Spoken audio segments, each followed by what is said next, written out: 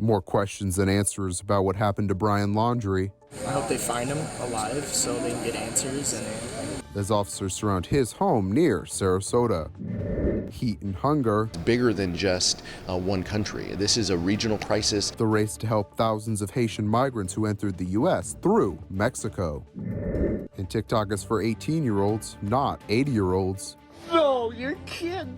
What one retired Navy sailor did that helped him go viral. These stories and more coming up on Newsbreak. Hello, South Florida. I'm Zitlali Solache. And I'm Danelle Dukin. Today is Tuesday, September 21st, 2021. From the South Florida Media Network's Biscayne-based studios in North Miami, this is SFMN Newsbreak. Makeshift memorial, a tribute to Gabby Petito, has popped up near where a body believed to be hers was discovered. The FBI has raided the home of Brian Laundrie nearly 24 hours after a body was found in the search of his fiancée, Gabby Petito. And as the network's Alejandra Garcia reports, the manhunt for him intensifies here in Florida. A body was discovered in the search for Gabby Petito. The FBI has now initiated a search on the home of Brian Laundrie as the manhunt for him intensifies. The FBI is moving in and executing a search warrant on the home of Brian Laundrie's parents, which is now considered a crime scene in Northport, Florida. Laundrie's parents were then brought back in for questioning. Federal agents taking Laundrie's silver Ford Mustang convertible and towing it away from the home. The same silver Mustang police confirmed the Laundrie family brought back from the Carlton Reserve in Sarasota County, which intensified a manhunt for Laundrie in the vast wildlife reserve. Police say they're now shifting their focus from that location. I hope they find him alive so they can get answers and what went down. All of this coming about 24 hours after a body was found during the search for Laundrie's missing fiancée, 22-year-old Gabby Petito, in Wyoming's Grand Teton National Park. Full forensic identification has not been completed to confirm 100% that we found Gabby, but her family has been notified of this discovery. An autopsy on the remains is scheduled for today, which the coroner says will confirm the identity by photographs, personal ID, and DNA. My gut tells me that something bad happened. And I'm never going to be able to hold my baby girl again. The attorney for the Laundrie family is now scheduled to hold a press conference tomorrow at 1 p.m. Eastern Time while we wait for any future updates. In the control center, Alejandra Garcia, South Florida Media Network. A crisis is developing at the southern U.S. border as thousands of migrants, mostly from Haiti, are crowding a makeshift camp. At the southern U.S. border in Del Rio, Texas, a crisis is emerging. Thousands of migrants are under the Del Rio International Bridge, waiting for processing and possible entry into America. We're working around the clock to expeditiously move migrants out of the heat elements and from underneath this bridge. Many of them, who are Haitian, are seen sleeping in the dirt and with minimal access to food and water. Haiti is still recovering from a major earthquake last month, as well as the assassination of its president in July. We need multiple countries, coming together, and so we need to work collaboratively. But this is a crisis that is bigger than just one country. This is a regional crisis. Homeland Security Secretary Alejandro Mayorkas visited Texas on Monday to assess the situation. Irregular migration, the perilous journey, is not the journey to take. One risks one's life, the life of one's loved ones, for a mission that will not succeed. DHS says it plans to ramp up deportation flights to Haiti and other destinations to deter migrants from traveling to Del Rio. We will continue to exercise the public health authority of the Centers for Disease Control in light of the fact that this country and this world is confronting a pandemic. The department also announced that by Tuesday, Customs and Border Protection will send 600 agents and officers to the region. In less than 30 minutes, President Biden is scheduled to speak in front of the United Nations General Assembly in New York City. He arrived yesterday and had a meeting with UN Secretary General Antonio Guterres. The White House says the president will use his time this morning to ask countries to unite in order to face the pandemic, climate change, and human rights. International travel has been taking a major hit during the pandemic, but now new guidelines may give the industry the jump start it's been waiting for. If they are fully vaccinated, people from the UK and the European Union will be able to enter the U.S. without restriction.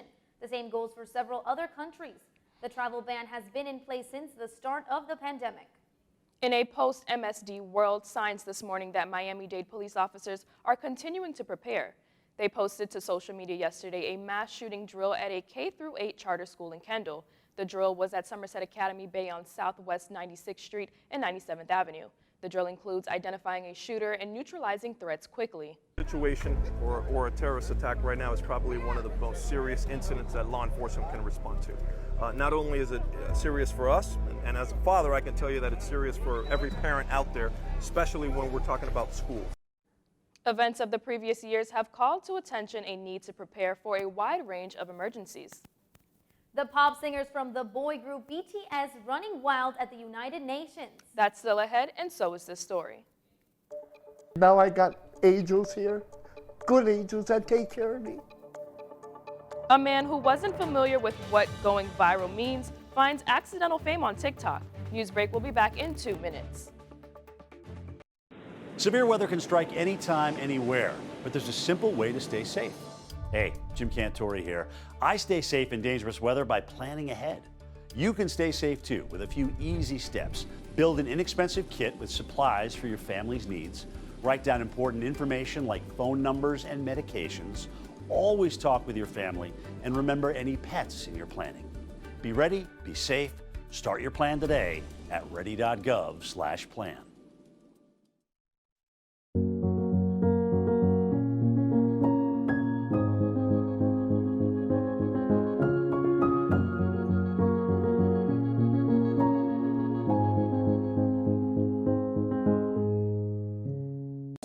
Whether it be sports, music, or art, we're all good at different things. But when it comes to texting and driving, no one's good at that.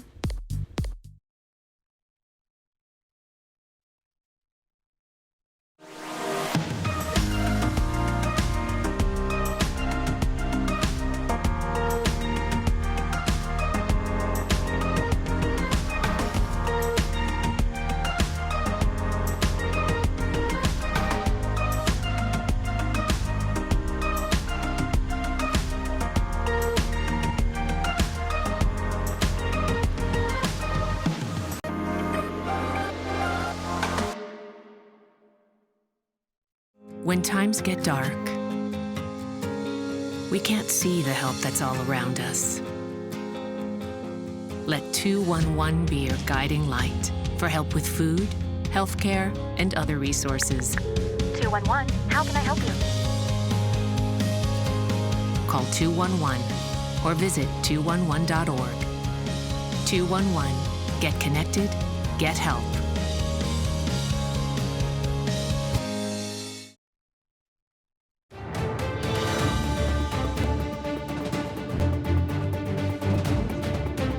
A Navy veteran They've given you $45,000. All because even at nearly 80, he's still serving. Not actively serving in the military, but serving others out of a sense of compassion. U.S. veteran from the Minneapolis area, Kenny Gary, began his journey as a TikTok star after his beloved scooter broke down. Within hours of the video being posted by his neighbor, Amanda Klein, 600,000 TikTok followers raised up to $5,000, and that was just the start. $1,000, you know? And look what happened. Famous, you know? I'm so honored, you know? And my angels took care of me. They did. And now I got angels here, good angels that take care of me. Kenny's GoFundMe page has now surpassed $90,000 and counting. The money would cover for the expenses for a new scooter, pay down his debt, move to a safer home, and get new teeth. The UN is off to an eventful first day as the South Korean boy band BTS performed right at the complex. The band chose to sing about a better tomorrow for future generations. 1 million people joined to watch the event through a live stream. Members of the band also spoke about climate change, COVID-19, and how all of them have been vaccinated. That's all the time we have for Newsbreak. I'm Zitlali Solache. And I'm Danelle Dukin. Get more news anytime at sfmn.fiu.edu.